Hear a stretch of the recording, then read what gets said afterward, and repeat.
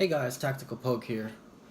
This is a video that I've been meaning to do for a very long time, but I never really got around to it because I always had it installed on my AR and I hated the idea of taking it apart. You know, I'm a pretty lazy person when it comes to, you know, reviewing things, or so to say. I don't really get into YouTube professionally, but I just want to make it a habit on, releasing out videos, because the way I see it is, the more people there is about with information about a part or a gun or an accessory, the more information a new buyer will be able to get to make a decision on a purchase. So I think that's very important, and that's why I'm trying to get more active into these things. And today I'm going to be reviewing the Odin Works adjustable gas block. Now, this can come in two different versions, which is the clamp-on version, like the one that I have right now, or the traditional 2 holes on the bottom with the set screw version. I've been using this for a while now, and I wish this was a part that I would have known about when I first finished my 300 blackout build, or during my 300 blackout build. I started shooting my 300 blackout AR pistol even before the build wasn't even finished. I practically just started shooting it before I even had the handguards. What I'm trying to say is, I started shooting it when there was enough parts to make my pistol function. And at that time, I wish I would have had an Odin Works Gas Block, because I didn't. And I definitely appreciate all the advantages that come with an adjustable gas block like this one. If I haven't mentioned this already, this does come with 20 different adjustments, and I haven't heard of any other gas block that can do that. And that's huge for me, because specifically because of the fact that I shoot 300 blackout, and 300 blackout can range so much, and there's so many varieties of different kind of ammo that you can shoot through it. You can shoot 80 grainers. You can even shoot I think 78 grain projectiles that are supersonic, that travel up to like 2,800 feet per second from Lehigh Defense. Lehigh Defense's CQ 300 blackout round that's in 78 grains. It's advertised to travel at 2,800 feet per second. And then you got projectiles like these, 225 subsonics that can travel as slow as 860 feet per second. And with that being said, there's always a different amount of gas being dumped back into the BCG. And having an adjustable gas block is huge for that role. And with this one, like I said, it comes with an Allen key. It doesn't come with a gas tube, I don't think. I think I installed that on my own. But it comes with an Allen key that, I keep tucked away on my handguard at the top rail. And, whenever I need to make new adjustments, I just insert it and just 2, 3, 4. And it's an audible click that you hear. Now, when you're firing the weapon and you want to make adjustments, it might get a little gunked up with like gunpowder residue, and you might not be able to feel the clicks. So what I pretty much end up doing is I just keep turning like this until I start feeling clicks, because eventually, you're going to set it into groove and you're going to be able to hear the clicks and feel the clicks. The most important part about having an adjustable gas block is feeling the clicks. Now, I've never had this thing come out of adjustment. That means, when I was shooting, if I had it set on setting 11, I've never had it going off to like, setting 13, 14, or setting 9 or whatnot. It always kept this adjustment true, and that's one of the things I like very much. I know there's a lot of other adjustable gas blocks out in the market, and some are just as ridiculous as remembering how many turns it takes to get your rifle cycling, taking it all the way out, apply Loctite, remember again how many turns you have to make to get it to the right position, and then let the Loctite cure, and then take it out to the range maybe 24 hours later, or however long it takes to cure the Loctite, and then test it.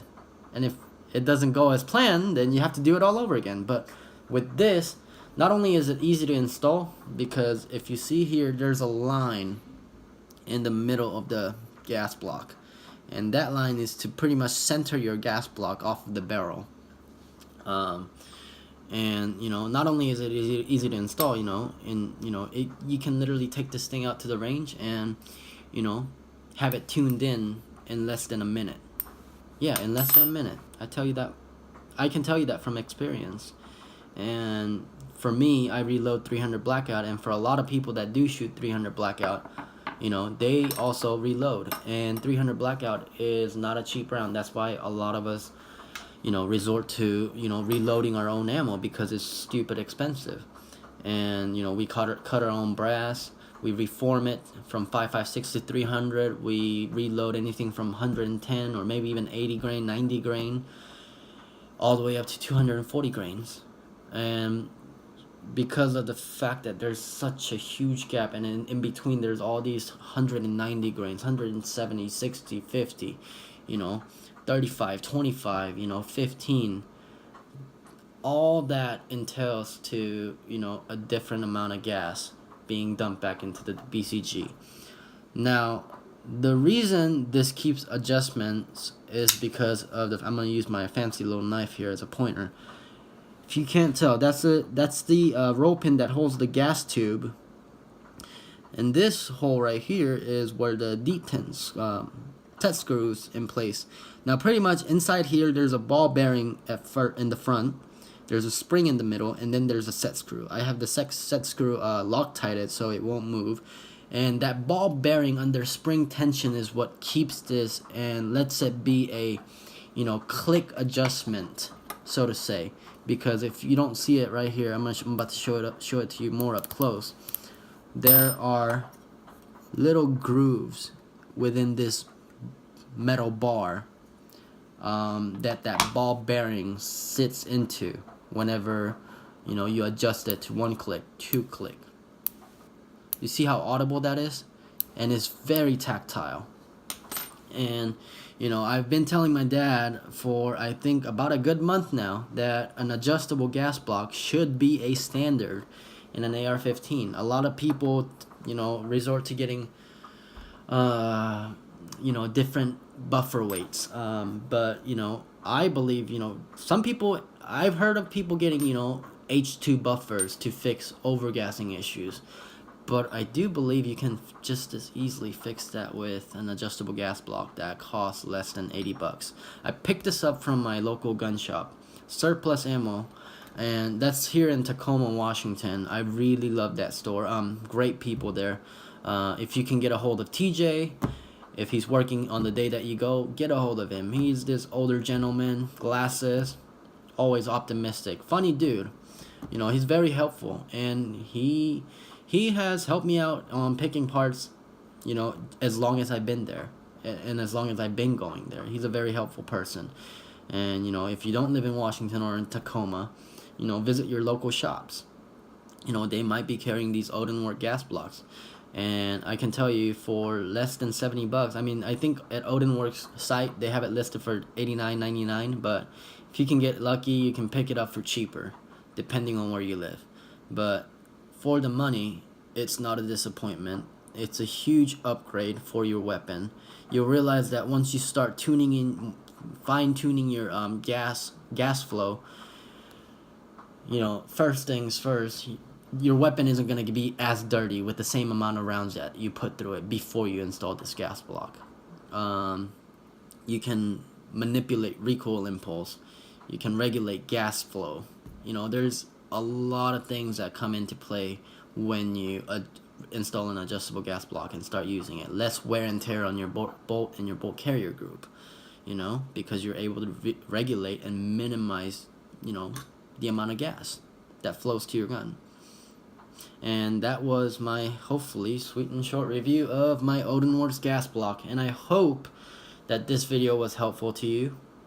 And if you have any questions about this gas block, please let me know via comment.